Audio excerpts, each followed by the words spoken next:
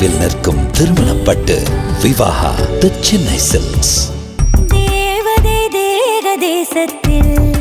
Celebrate Indian weddings with the most trusted jeweler, Sri Kumaran Thangamaligai. அனைவருக்கும் இனிய மதிய வணக்கங்கள். மேடையில் அமர்ந்துள்ள எங்களுக்கு சுமாராக 42 ஆண்டுகள் 1982 பொள்ளாச்சியில் காதிபவன் என்கின்ற 150 ஸ்கொயர் ஃபீட்டில் கடை ஓப்பன் பண்ணோம். அந்த கடை திறந்துச்சு ஐயா கிருஷ்ணராஜ் மாணவராயர் ஐயா அவர்களுக்கும் சோனா காலேஜினுடைய எம்டி பன்முகத்தன்மை கொண்ட ஒரு ஒப்பற்ற மனிதர் வள்ளியப்ப செட்டியார் அவர்களுக்கும் மேடையில் அமர்ந்துள்ள சான்றோ பெருமக்களுக்கும் அன்பு வணக்கங்கள். இப்போ நம்ம எல்லாமே மேக்ஸிமம் டெக்ஸ்டைல் ஃபீல்டுக்கு தான் வந்திருக்கிறோம். டெக்ஸ்டைல் ஃபீல்டு நல்லா இருந்து அப்படின்னா சம்பத ஸ்பின்னிங் மில்லு அதனுடைய முக்கியமான பங்கு.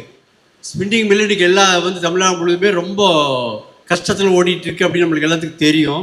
அப்போ டெக்ஸ்டைல் தொழில் பண்ணுறவங்க எப்படி இருக்கணும் அப்படின்னா சலியாத மனசு வேணுங்க. அந்த சலியாத மனசு இப்போ இங்கே சென்னை சில்க்ஸில் பார்க்குறீங்க. எப்படி பண்ணுறோம் அப்படின்னா எங்களுடைய குடும்பம் ஒரு சாதாரண நெசவாள குடும்பத்திலேருந்து நாங்கள் வந்தோம். எங்களுடைய பரம்பரை ஃபுல்லாக நெசவுலேருந்து வந்தவங்க தான். ஆனால் எங்களுக்கு பல தொழில்கள் இருக்கிறது. ஆனால் ஜவுளி தொழில் மட்டும் எங்களோட கடமையை நினச்சி செஞ்சுட்ருக்குறோம். லாபம் வருதா இல்லையாங்கிறது ரெண்டாவது சமாச்சாரம். அது எப்படி பண்ணுறோம் அப்படிங்கிறத அவங்கள்ட்ட ஒரு சில ஷேரிங் பண்ணிக்கலாம். ஃபஸ்ட்டு முதல்ல நம்ம சலியாத மனசு வேணும் அப்படின்னா ஹெல்த்து நல்லா இருக்கணும். ஜவுளி தொழில் மற்ற எல்லா தொழிலை விட ரொம்ப கவனமாக பண்ணால் மட்டும்தான் நம்ம ஜெயிக்க முடியும். அடுத்து ஃபோக்கஸ் மைண்டு வேணும்.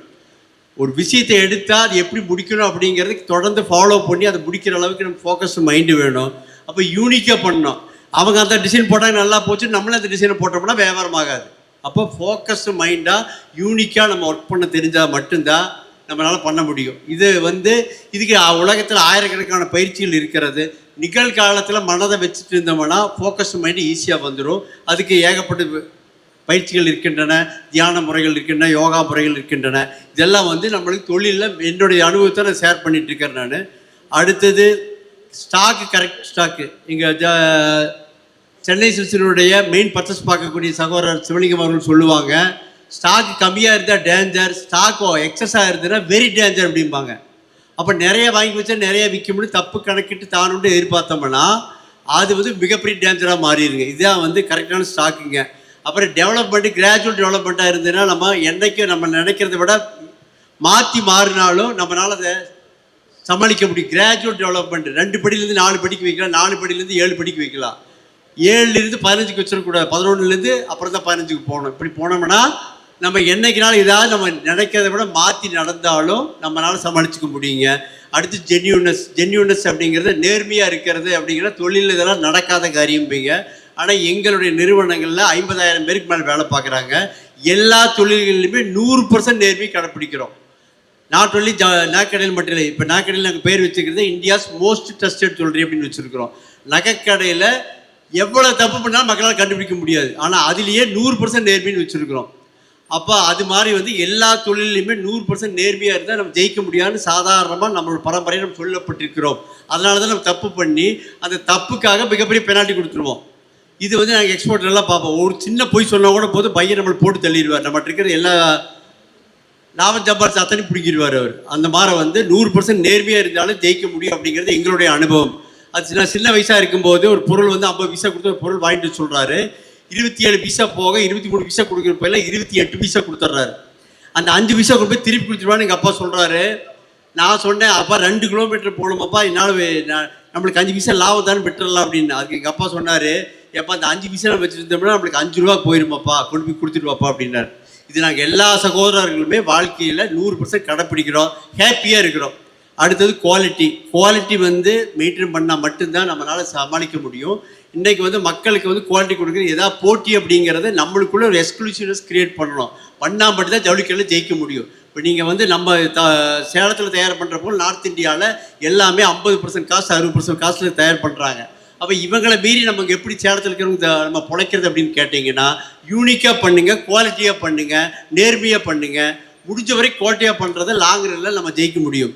அடுத்து பன்முகத்தன்மை வேணும். இன்றைக்கி எப்படி இருக்குது தொழில், நாளைக்கு என்ன ஆகும், அப்புறம் எவ்வளோ ஸ்டாக் வைக்கலாம், எல்லாமே பன்முகத்தன்மையோடு நம்ம இருந்தால் மட்டும்தான் நம்மளுடைய மேனேஜர், நம்மளுடைய முதலாளி போஸ்ட்டில் இருக்கலாம். கற்பனையாக பின்னப்பட்ட வலை கவலை உடம்புலையும் மனசுலையும் வலிமை இல்லைன்னா தான் நம்ம கவலைப்பட்டு நம்மளோட நிகழ்காலத்தை தொலைச்சிட்டு எதிர்காலத்தில் வச்சு கவலையில் தொழில் பண்ணோம்னா மட்டும்தான் நம்மளால் வந்து தவறான முடிவு எடுத்து நம்ம சிக்கலை மாட்டுவோம். அதனால் முக்கியம் ஃபோக்கஸும் மைண்டு வேணும். அடுத்து சமூக நலன். சமூக நலன் இருந்தால் மட்டும்தான் நம்மகிட்ட ஜவுளி வாங்க வருவாங்க. நீங்கள் ஹோல்சேல் பண்ணாலும் சரி, ரீட்டைல் பண்ணாலும் சரி, சமூக நலன் இருக்கணும். அப்படிங்கிறது சமூகம் நல்லா இருக்கணுங்கிறது நம்மகிட்ட ஒவ்வொரு செயலையும் நம்மகிட்ட இருக்கணும். அது தன்மையில் பண்ணால் மட்டும்தான் நல்லா இருப்போம்.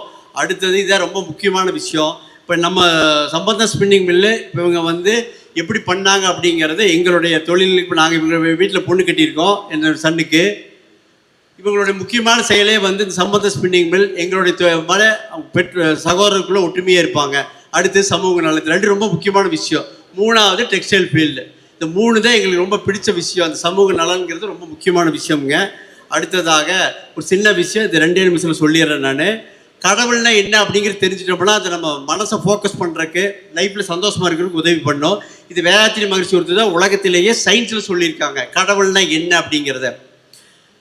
ஒரு 3 நிமிஷத்தில் சொல்கிறேன். முடிஞ்ச கண்ணை மூடி நல்லா லிசன் பண்ணி நல்லா உங்களுக்கு புரியும். 3 நாளில் நான் கற்றுக்கிட்டேன். அந்த 3 நாள் கண்ணில் தண்ணி கொட்டுச்சு எனக்கு. ஏன்னா நான் எடுத்த ஆயிரக்கணக்கான பிறவிகள் அன்னைக்கோட முடிஞ்சது. அதை வந்து இப்போ உங்களுக்கு 3 நிமிஷத்தில் நான் சொல்கிறேன். நான் இந்த பூமியை விட சூரியன் 19 லட்சம் மடங்கு பெரியது. இந்த சூரியனை தாங்கி கொண்டும் சுற்றி கொண்டும் இருக்கின்ற பிரபஞ்ச சக்தி என்னும் தெய்வீக சக்தி கோடான கோடி நட்சத்திரங்கள் கிரகங்களை தாங்கி கொண்டும் சுற்றி கொண்டும் இருக்கின்ற பேராற்றல் பெற்றது. பேராற்றல் பெற்ற இந்த பிரபஞ்ச சக்தி என்னும் தெய்வீக சக்தி சரியான வேகத்தில் சரியான தூரத்தில் பேரறிவுடன் செயல்பட்டு கொண்டிருக்கின்றது. எப்பொழுதும் வற்றாய் இருப்பாங்க, நெவர் எக்ஸாஸ்டிங்காக செயல்பட்டு கொண்டிருக்கிறது. பேராற்றல் பேரறிவு வற்றாய் இருப்பாக இருக்கின்ற பிரபஞ்ச சக்தி என்னும் தெய்வீக சக்தி ஓரறிவு தாவரத்தில் இருந்து 5 அறிவு மிருகத்துக்குள்ளும் நிக்கமர நிறைந்து ஓய்வொழிவு இல்லாமல் செயல்பட்டு கொண்டிருக்கின்றது. 6 அறிவு மனிதனுக்குள்ளும் செயல்பட்டு கொண்டிருக்கின்றது. அன்ற சராசரங்களையும் ஆட்டி படைக்கும் இறைவன் நமக்குள்ளும் இருக்கின்றான். எப்படி என்றால் நம் உடம்பில் நம்ம எல்லாத்துக்குமே தெரியும் ரத்தம் எத்தனை 1000 கிலோமீட்டர் உடம்புக்குள்ள ஓடுது அப்படின்னு. அடுத்து பிசிக்கல் பாடியில் எல்லா ஆக்ஷனுமே எக்ஸாக்டாக வடிவமைக்கப்பட்டிருக்கிறது. அப்புறம் ஹீட்டு 98.6 1 டிகிரி நம்மளை அதிகமாக போனால் கூட நம்ம உடம்பு வந்து மிகப்பெரிய பிரச்சனை ஆயிடும். அடுத்தது ஆக்சிஜன் லெவல் நம்மளுக்கு எல்லாம் கொரோனாவில் தெரிஞ்சிருக்கும். அடுத்தது உயிருங்கிற ஒரு விஷயம்.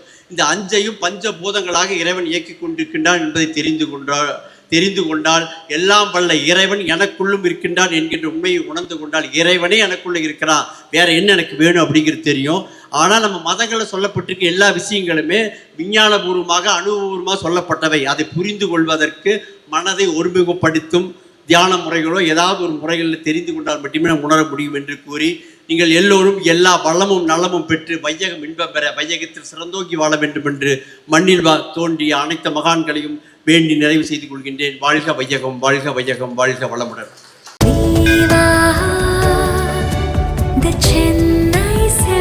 நினைவில் நிற்கும் திருமணப்பட்டு Vivaha the Chennai silks. Celebrate Indian weddings with the most trusted jeweler, Sri Kumaran Tanga Maligai.